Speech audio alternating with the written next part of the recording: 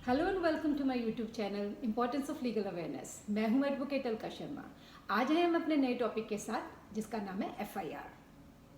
लेकिन टॉपिक शुरू करने से पहले अगर आपने मेरे चैनल को लाइक या सब्सक्राइब नहीं किया तो इसे प्लीज़ लाइक एंड सब्सक्राइब कीजिए ताकि मेरे जितने भी नोटिफिकेशन आए वो सब आप तक पहुँच सके।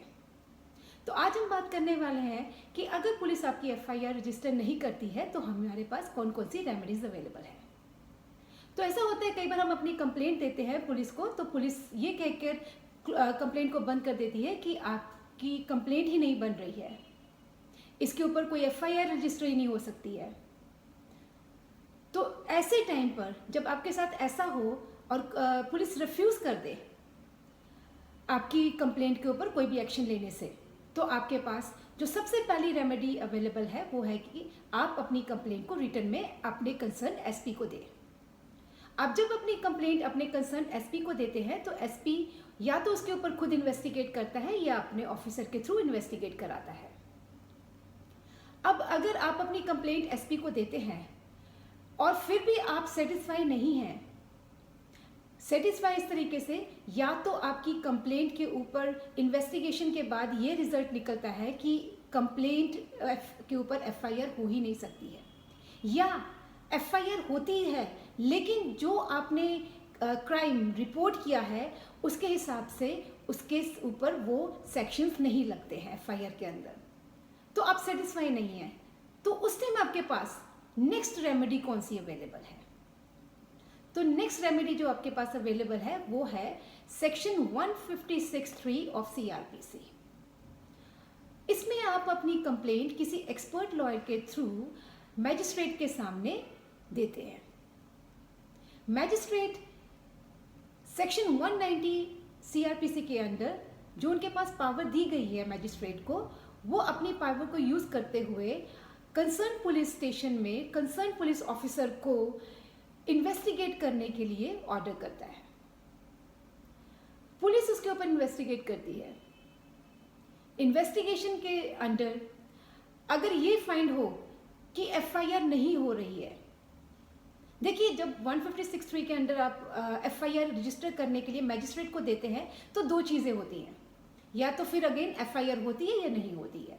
मतलब जब मैजिस्ट्रेट ऑर्डर करता है कंसर्न पुलिस ऑफिसर को, तो पुलिस ऑफिसर जब इन्वेस्टिगेट करता है तो अपनी रिपोर्ट में या तो ये देगा कि यस एफआईआर हो रही है, एफआईआर हो सकती है, तो हम इस पर रजिस्टर करने के लिए तैयार हैं, या वो रिपोर्ट में देगा कि एविडेंसेस प्रॉपर नहीं है, पूरे नहीं है, तो इसमें कोई कंप्लेंट नहीं बन रही है, तो हमारे हिसाब से इसके ऊपर एफआईआर नहीं होनी चाहिए।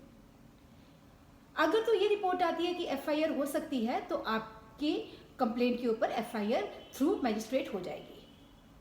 अगर इन केस ऐसी रिपोर्ट आ जाती है कि कंप्लेंट बनती ही नहीं है, हमने पहले भी इन्वेस्टिगेशन जो की थी रिजल्ट वही निकला है जी, पहले भी हमने ये बोला था कि नहीं एफआईआर होती, अब मैजिस्ट्रेट के टाइम भी हम यही रिपोर्ट अपनी दे रहे हैं कि एफआईआर नहीं हो रही, और लेकिन मैजिस्ट्रेट को ये फील हो उनकी रिपोर्ट के बावजूद भी अगर मैजिस्ट्रेट को ऐसा लगे कि कंप्लेंट पर एफआईआर रजिस्टर होनी चाहिए और ये कंप्लेंट एक प्रॉपर कंप्लेंट है, तो उस टाइम पे मैजिस्ट्रेट खुद कॉग्निजेंस लेता है। कैसे लेता है कि वो उसको इन्वेस्टिगेट खुद करता है, ये पावर मैजिस्ट्रेट को दी गई है। मैजिस्ट्रेट उसके अंदर एविडेंसेस करवाता है, सारे विटनेसेस होते हैं, प्रॉपर आर्ग्यूमेंट्स होती हैं, और उसके बाद अगर मैजिस्ट्रेट सेटिस्फाई हो जाए सारे एविडेंसेस के साथ, सारे आर्ग्यूमेंट्स के साथ, तो आपकी कंप्लेंट एडमिट होती है।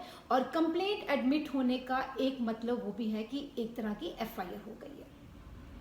तो आज हमने ये जाना है कि अगर पुलिस आपकी कंप्लेंट पे एफआईआर करने से या इन्वेस्टिगेट करने से रिफ्यूज करे तो हमारे पास कौन कौन सी दो रेमेडीज अवेलेबल हैं। पहली एसपी की रेमेडी है और सेकंड है अंडर सेक्शन 156(3) मैजिस्ट्रेट के पास कंप्लेंट को फाइल करने की। आई एम श्योर आपको बहुत नॉलेज मिली होगी आज। इससे पहले कि मैं अपना ये वीडियो बंद करूं, अगेन आपको रिक्वेस्ट करती हूं कि आप प्लीज़ मेरे चैनल को लाइक एंड सब्सक्राइब करना मत भूलिए, क्योंकि अगले जितने भी मेरे नोटिफिकेशन आएंगे वो सब आपके पास पहुंच जाएंगे। Alka Sharma advocate signing off for now. Take care, bye bye.